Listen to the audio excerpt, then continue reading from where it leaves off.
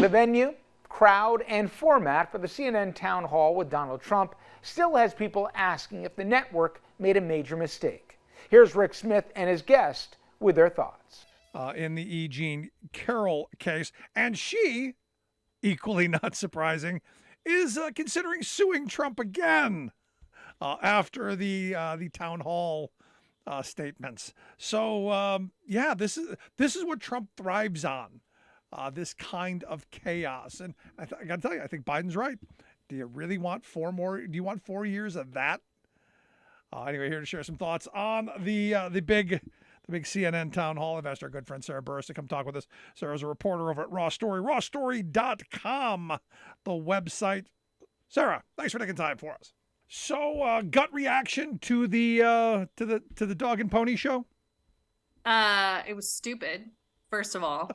My theory is that they will probably end up losing what few viewers they have left, because they've alienated them so much with this BS. And it feels sort of like 2016 when nobody really knew how to cover Trump, and it was like Collins tried to fact check him in real time, but he just talked over and it didn't really work. And I just sort of feel like we're coming back again to this thing. And it's like, we have been here before. We figured this out before.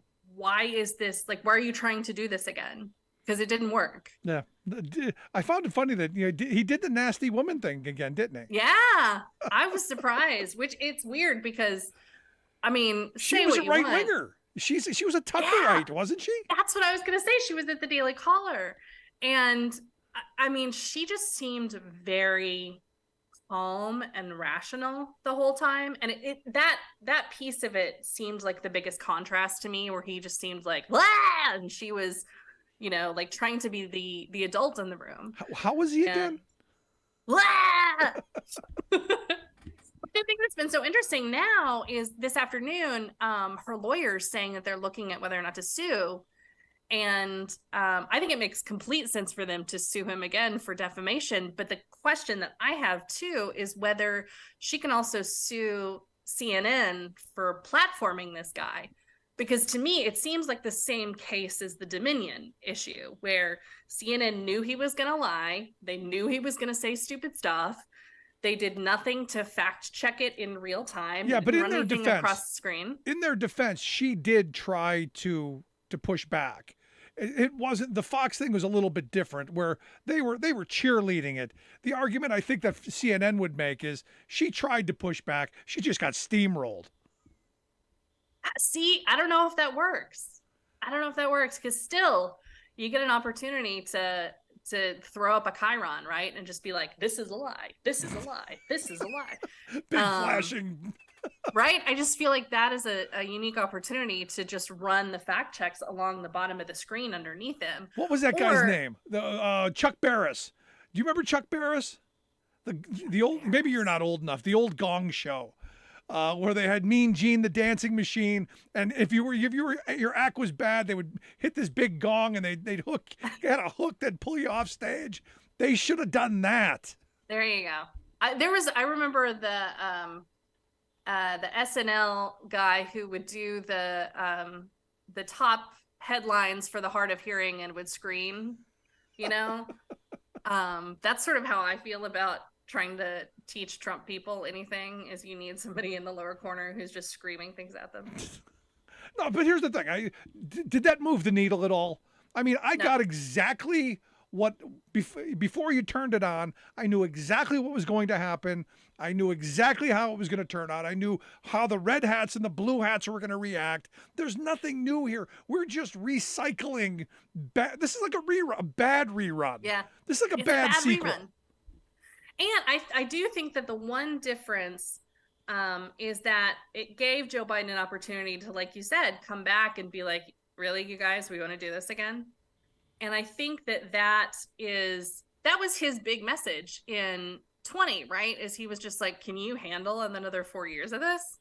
You want this? And I mean, I wonder how many people are, that are not in the political the politierati, the politically involved and the activist culture, I wonder how many of those people remember what that was like and how exhausting it was to just be like, are we at war? Is somebody going to kill us? Like it was one day to the next.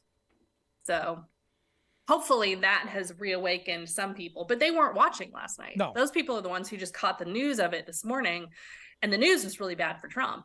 Oh, it's really bad. And because a lot of the things that the positions he took aren't popular with the local poll, the recent polling. I take the Putin's not a war criminal.